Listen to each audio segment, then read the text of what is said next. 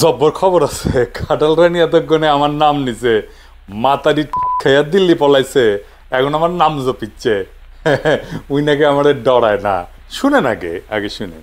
বঙ্গবন্ধু ভবন তো তারা একবার পোড়ালো, তারপরে ভাঙলো, আগুন দিয়েছিল কিন্তু বিএনপির লোক এবং এরা কয়েকজন মিলে, আর তারপর বুলডোজার দিয়ে ভাঙলো।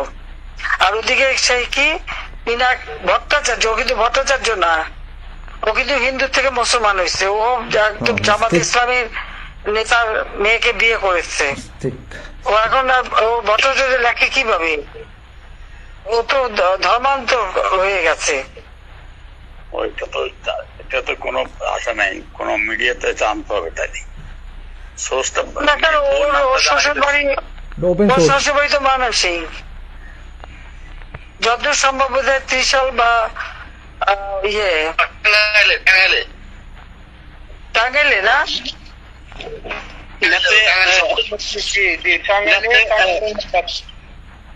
জামাতে ইসলামের নেতা না, জামাতে ইসলামের নেতা কিন্তু তার মেয়েকে তো এই বিদ্রোহীর সাথে বিয়ে দেবে না, নিশ্চয়ই তার মুসলমান বানাইছে।